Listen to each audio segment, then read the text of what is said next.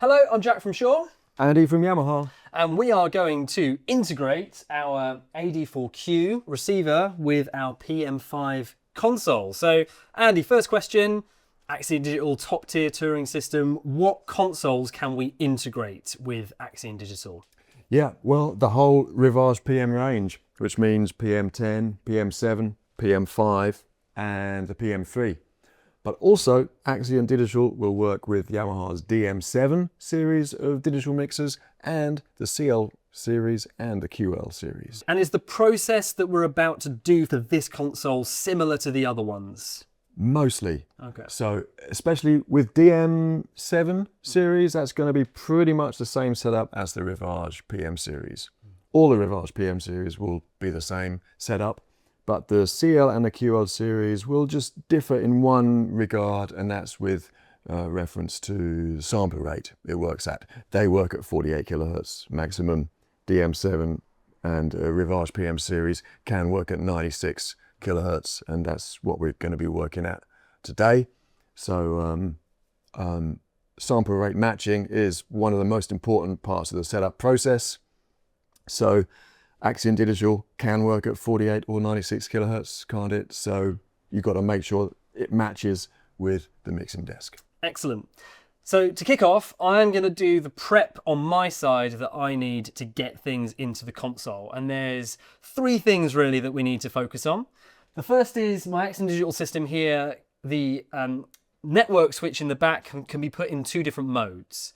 The factory reset mode, which is where we are now, is split redundant. So the switch will put out Shure control, primary Dante and redundant Dante on separate networks and separate LAN ports on the back of the device. Okay. And remember from our first video, the Yamaha consoles want to see the Shure control and the primary Dante in the same network topology. Yes. So if we were going to set it up that way, I'd have to have a switch, and I would have to feed my Shure Dante and my Shure control into the same switch within the same IP range for the console to be able to talk to it. Yeah.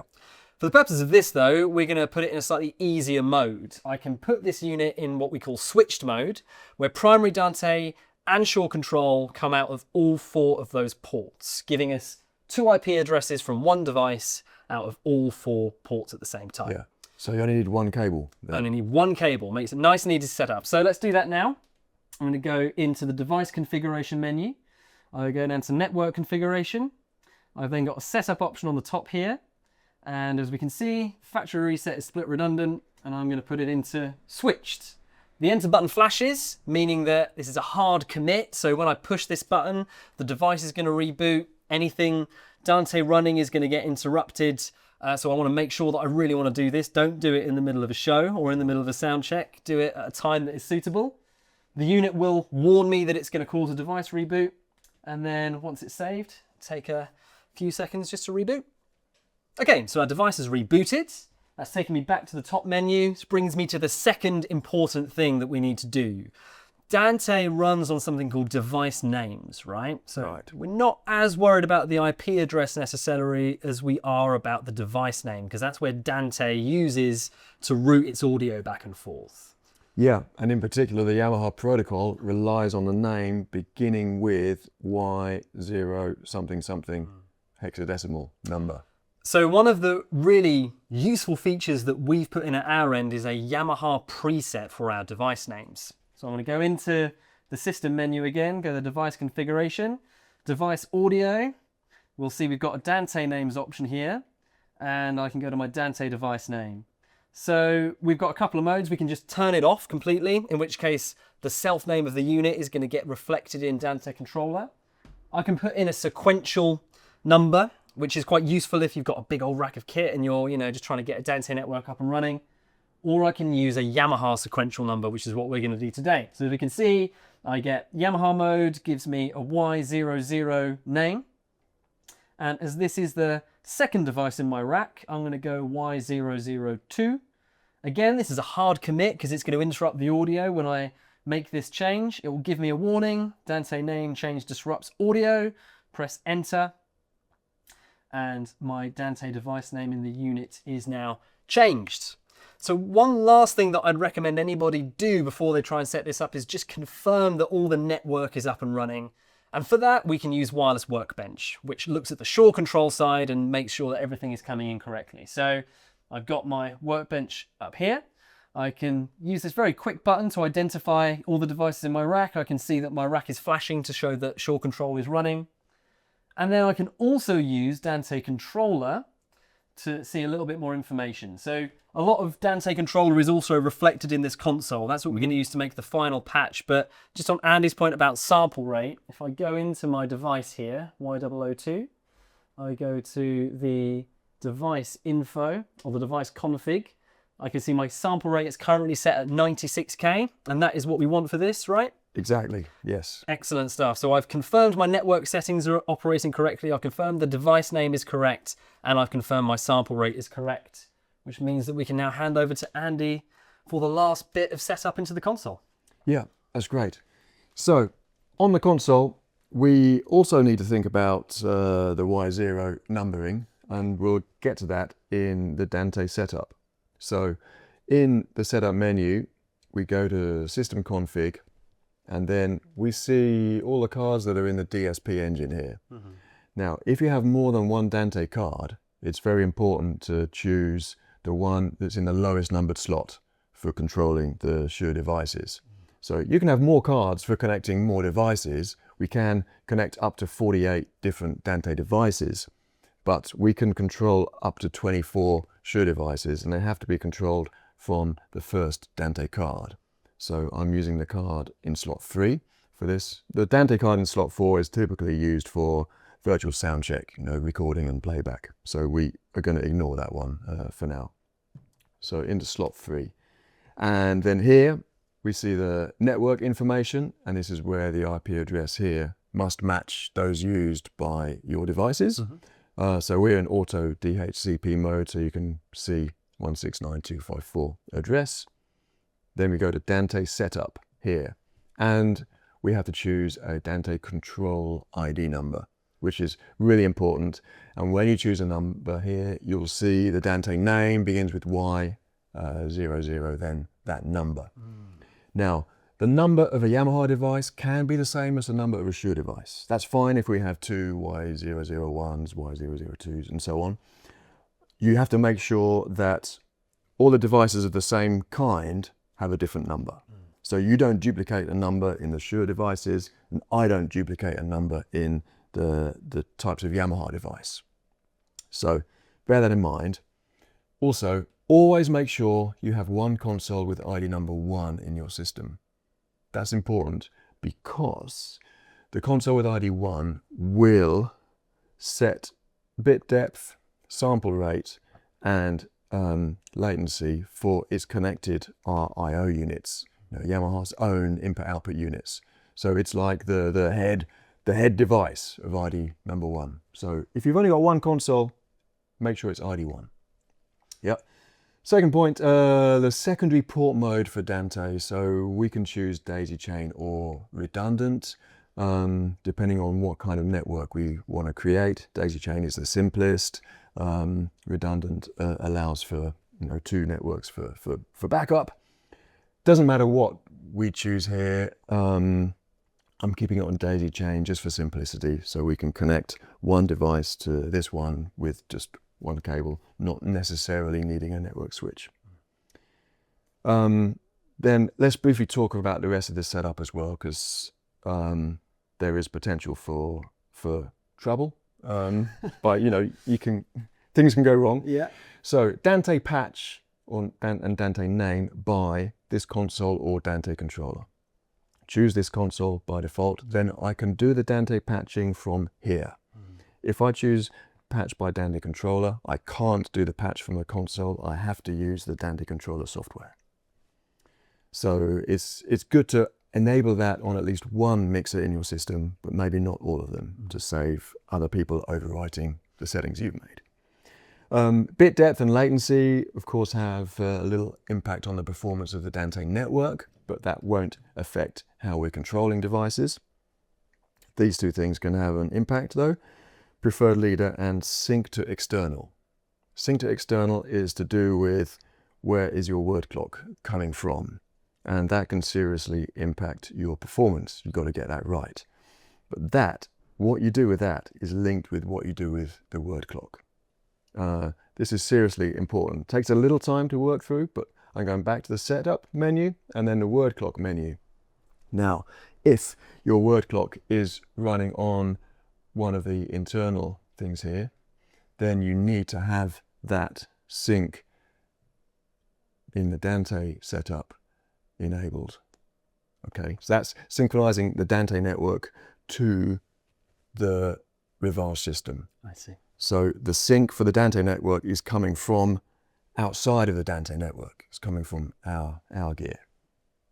If in your word clock, your clock sync or your clock source is coming from the Dante card, so Dante is providing clock for the Rivage system, then that would be highlighted, and then you would switch sync to external off. The main point to look for is solid blue lights on all of your indicators there, and that shows that you are synchronized and locked. So I'm locked at 96 kilohertz. My Dante network is also at 96 kilohertz.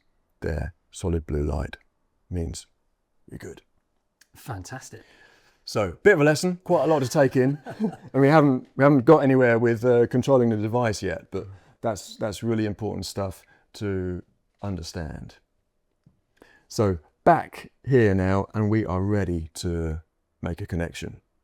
So we can control up to 24 devices. I'm already controlling one Yamaha RIO unit, which is in the rack behind you.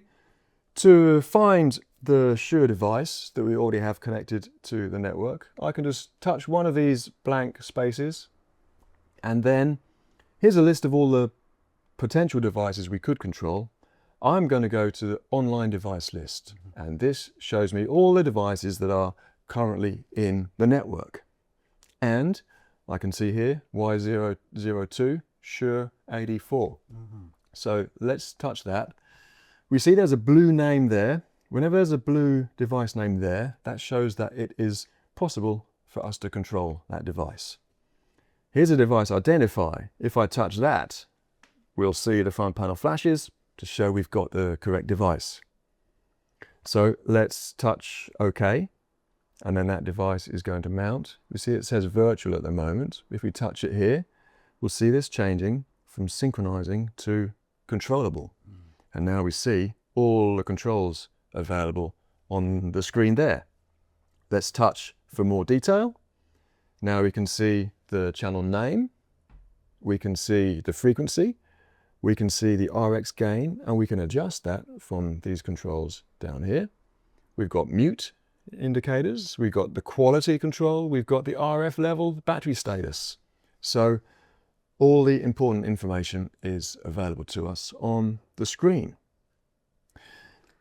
The only thing perhaps we haven't done is get that information on the actual console channels. So that's the next step. And for that, we have to make an audio patch. So let's go and do that. So we can close that window, and now here in the HY slot system config, we see over here a Dante input patch. But we have to bear in mind there are two stages to the patching we have to do here. There's the Dante patch, and then there's the console patch. So the Dante patch patches from device to device. The console patch connects from the device inputs to the actual mixing channels. So Dante patch, device to device. So we look for the device up here. It's device number 2. Look, Shure AD there. So we can scroll up and we can scroll along, and then we can start to make a patch there. If I do this, we're going to have a diagonal patch, and that is going to put those 4 microphones into Dante inputs 1 to 4. That's the Dante patch done. The audio is reaching the DSP engine, but it's not on a channel yet. So we've got to do the console patch. Let's go to the patch menu here. And then along the top, we can see the Dante cards. HY3 is a Dante card. And there's 144 channels in the Dante card. we are using the first 4 so far, aren't we? So let's scroll along to number 1. Let's scroll up to channel 1, and let's do a diagonal patch of those inputs there. And then on the left by you, channels 1, 2, 3, and 4, we can see that the gain and the battery status has appeared, and the RF. So if I bring those channels here as well, press view, we can see them on the screen there. Press the view again and we see one channel at a time, so we can scroll through the channels and we see the indicators there. If we touch there, we can see all the details in one view, the RX gain, the receiver gain, and the console's own digital gain we can control there. And in this view, we see 4 in a row, but we could go like that for 12 in a row and see all the details in one view like that. So this is really, really useful. We've got a handheld here, which is synced to the 4th channel of our AD4Q. And if I speak into it, 1, 2, 1, 2, we can see audio is reaching that, but we can see some really useful information. So the battery indicator is obvious. We've also got the RF level. That's how much received signal strength is hitting the antennas at the back of my receiver. Super useful information. But then we've got this quality indicator. And in Axiom Digital, that's telling you how much of that RF is good RF. So if there was something else on that channel, a DTV multiplex or another microphone, for example, we see that quality drop off. But potentially the RF level would still be at 100%. So that purple indicator is really important. And the RX gain as well, that's another really important part of this integration, because we can control the gain at the receiver itself, can't we? If you adjust that. So take it up a few dB. If I go here, we can see, there we go. The gain moves as you move it there. Yeah, real-time adjustment. So we're, from a gain structure perspective, making changes at the very, very top of the audio chain, which is probably the best place that you want to make them, right? Absolutely. Yeah, indeed. And one point about that to bear in mind when you are working is that the RX gain does not get stored in the console scene memories. So you can't change it scene by scene. If you want to make adjustments to the level scene by scene, then use that digital gain that we see here, or that we also see on the selected channel zone there. So the digital gain is part of the console and gets stored and recalled by your scenes. Here's a final tip for you in case you're not seeing the receiver gains in the channel strip. In the console setup menu, open Preferences and look at the Screen Settings tab. Select which gain parameters to see on the overview screen. You should choose either Analog Only, which includes the Shure receiver gains, or Auto, which shows the RX gains beside the D gain for other digital inputs. Excellent. So, quick recap. We need to set up the system, put the network cards in the correct modes, make sure our word clock is correct, make sure our sample rates are correct, do a bit of work on the network sides for both just to ensure everything is seen, and then it's a case of mounting the device, patching the Dante, and then patching the Dante to the console. That's right, yeah. Excellent. Thankfully, all that patching can also be stored. Fantastic. Well, thanks, Andy. Really appreciate your running through that. The next video we're going to look at is SLXD quads with the DM7, which I think is probably going to be quite a similar process. So it will be, yes. It'll be a nice one to watch again. And just to recap, that is pretty much the same now for all the PM range, all the DM range. There's the only difference between this and the CL and QL consoles is the sample rate those consoles can work at. Yeah, that's right. You'll see the same facilities and the same process for the Dante setup on those screens. Excellent. Yeah. Well, we'll see you on the DM7 video.